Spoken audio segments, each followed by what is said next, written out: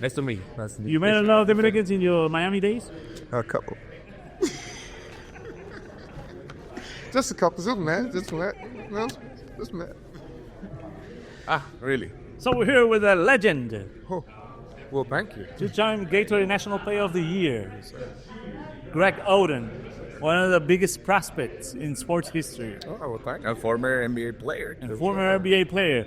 How you doing, Greg? I'm doing well. I'm doing well. Thank you for that, actually. I really did appreciate that. I kind of blushed a little bit, fellas, so it was nice.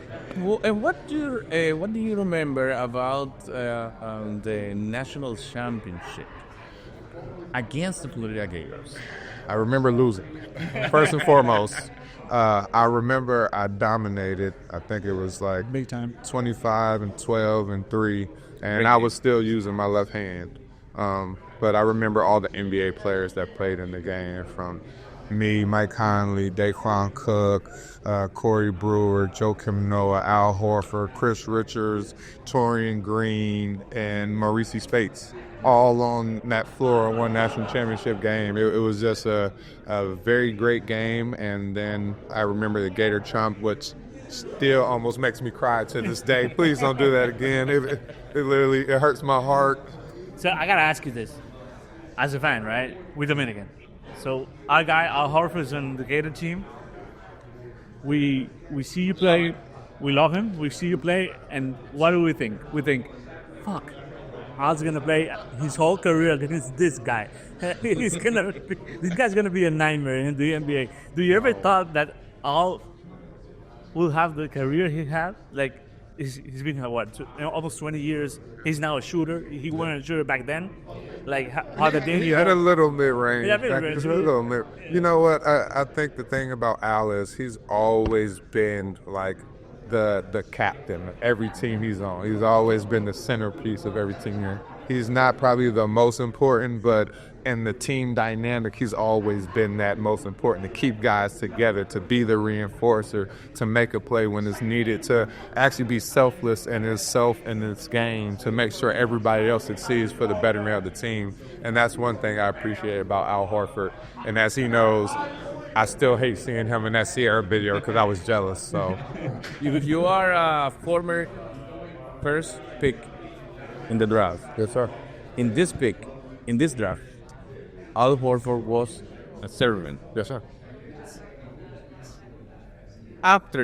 Before that, you thought that Al Horford was drafted so high? Did you expect it? Do you expect?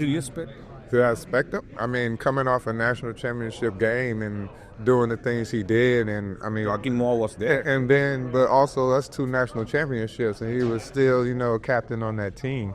I think the body of work explains, where he got drafted at, and then to show what they did with the Atlanta Hawks after that, it proves that he belonged there and that pick was there. And now to show what he's still doing, it definitely proves that he's still there. I mean, I think about the top 5 or top 6. I think me and Joakim are the only 2 not playing, because he just retired. Yeah, I thought. You got Mike Conley, you got Jeff Green, you got Al Horford, you got KD that are still playing right now at a high level too.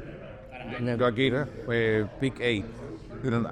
I don't know, maybe. Was it not 7, 6 or 7? I thought it was like 6 or 7. So, but I mean, I'm just I'm happy for those guys. Don't get me wrong. I wish it was me, but I am definitely happy for them. So you were drafted by the Blazers. Yes, sir. No wonders here. You had a lot of injuries throughout your career. I believe it was 50 and 12, the record, when you, Brandon Roy, and Michael Talbridge played together. Yes. But that's one of the biggest what if things in sports history. Not football and not all sports. Yes, sir. Have you ever wondered what would happen to your career in health terms if you were drafted by another team? Honestly, I never thought that. I've even if something like that crept into my head quietly while I was isolated, I don't think it went further than that question, to be honest with you. I've come to the point now in my life that I understand I can't change what happened.